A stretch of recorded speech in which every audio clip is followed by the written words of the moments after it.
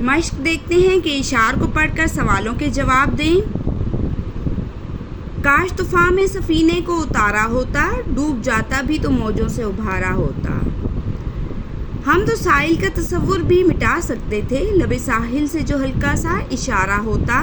تم ہی واقف نہ تھے آداب جفا سے، ورنہ ہم نے ہر ظلم کو ہنس کر سہارا ہوتا۔ ان اشعار کو مد نظر رکھتے ہوئے پہلے شعر کا پہلا سوال دیکھتے ہیں۔ پہلے شعر کا مفہوم اپنے الفاظ میں بیان کریں۔ اس شعر میں شاعر پروین فنا سید کہتی ہیں کہ کاش میری کشتی طوفانوں کی زد میں آئی ہوتی اور میں موجوں نے اسے ابھارا ہوتا تو ڈوب جانے کے باوجود بھی تکلیف و پریشانیوں میں سہارا مل جاتا۔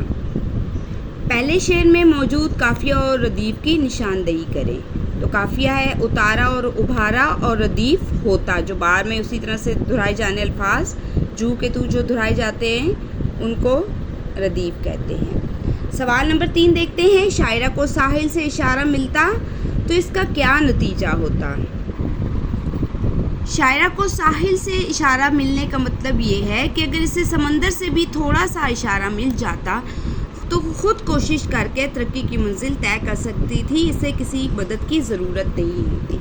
یعنی کہ انسان کو تکلیفوں میں حوصلے سے کام لینا چاہیے، اور جیسے وہ اگر مصیبتوں میں گر جاتے ہیں یا سمندر سے مراد یہ ہے کہ اگر انسان کسی بہت تکلیف میں ڈوب چکا ہے تو اسے تھوڑا سا بھی ہوتا کہ کہیں سے اشارہ ملا ہوتا تو وہ ترقی کی منازل طے کر کے اپنی منزل مقصود جو ہے وہ حاصل کر سکتی تھی، وہ بھی کسی کی مدد کے بغیر۔ تیسرے شعر میں شاعر کو محبوب سے کس بات کا شکوہ ہے؟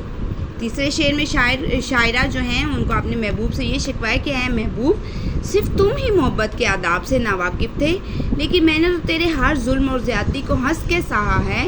شاعرہ کو اپنے محبوب سے اس ظلم اور زیادتی کا شکوہ ہے کہ جو ہے میں نے تمہارے ہر ظلم اور زیادتی کو ہنس کے سہا ہے، صرف تم ہی محبت کے آداب سے ناواقف تھے۔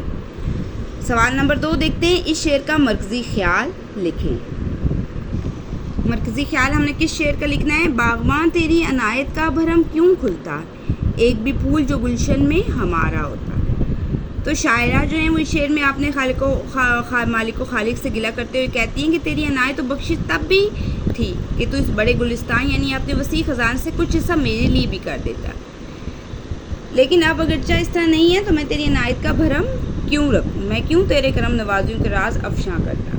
وہ کہتی ہے کہ اگر تم اپنے باغ سے مجھے ایک پھول بھی جو ہے دے دیتے، اپنے پورے اتنے بڑے گلشن سے مجھے ایک پھول بھی جو دے دیتے تو تیری جو کرم نوازیاں تھیں وہ تیری عنایت کا بھرم وہ بھی نہیں کھلتا۔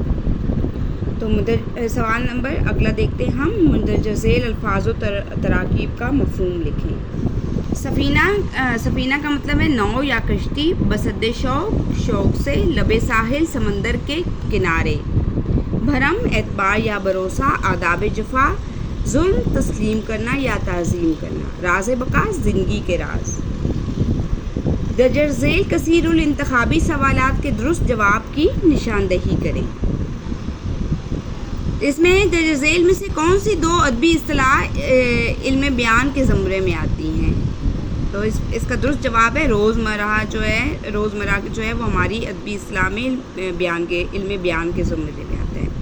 قواعد کی روح سے چھپی بات یا پوشیدہ بات کرنا اس کو کیا کہتے ہیں؟ کنایا، مجاز مرسل، تشبیہ یا استعارہ، تو اسے کنایا کہتے ہیں۔